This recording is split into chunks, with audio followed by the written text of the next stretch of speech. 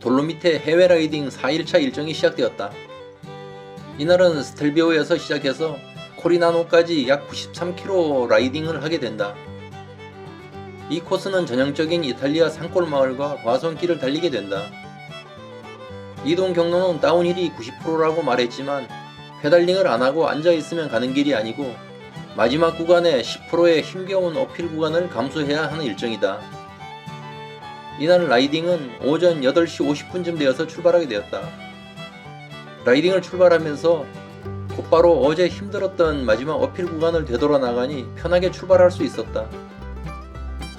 그리고 2-3km 다운힐을 하다가 상거리 지점에서 좌회전하여 지방도로를 타고 라이딩은 계속된다.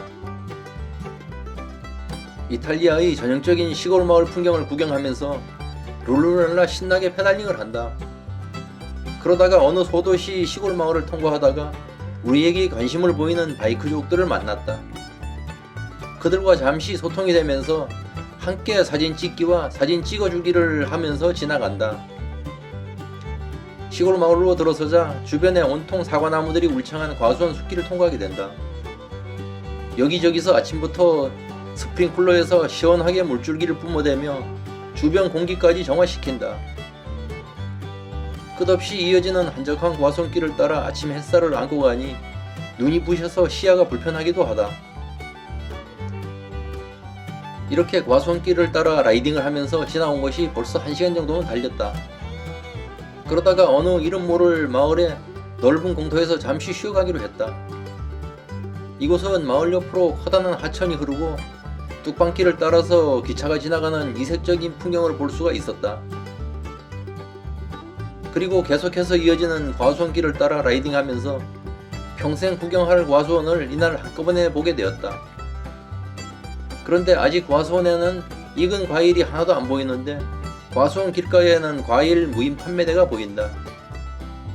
이곳에서 우리는 사과도 하나씩 맛을 보고 고로쇠 액 같은 음료도 한 잔씩 마시면서 한참 동안 휴식을 취한다.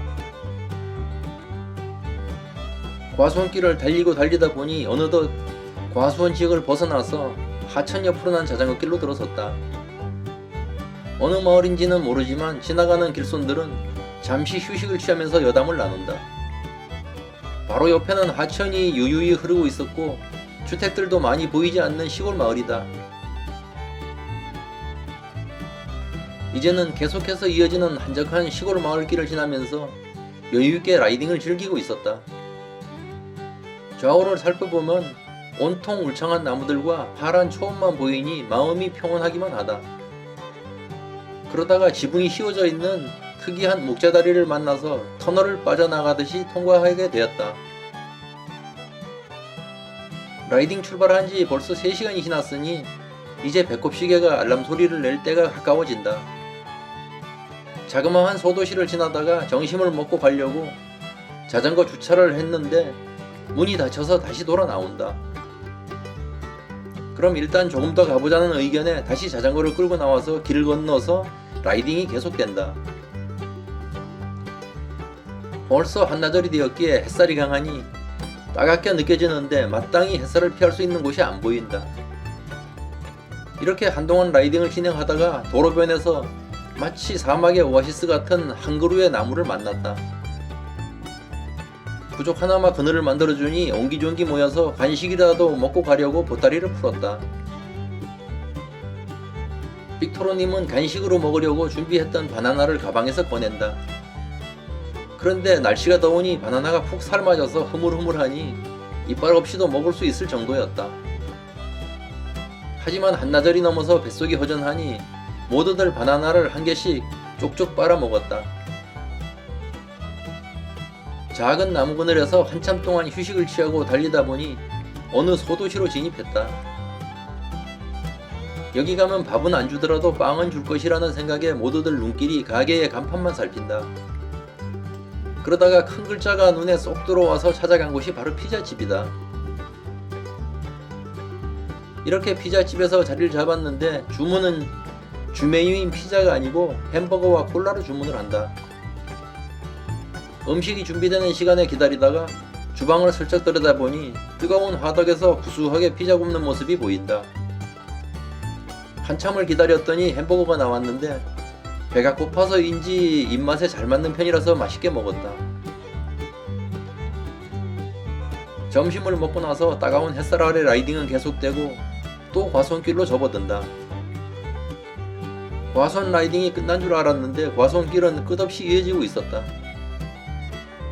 그러다가 어느 이름 모를 동네를 지나가다가 시원한 음료라도 마시려고 가게 문을 열어보니 또 잠겨있다. 이 지역에서 라이딩을 하면서 먹을 것을 구하려면 우선 가게가 열려있는지 확인할 필요가 있었다.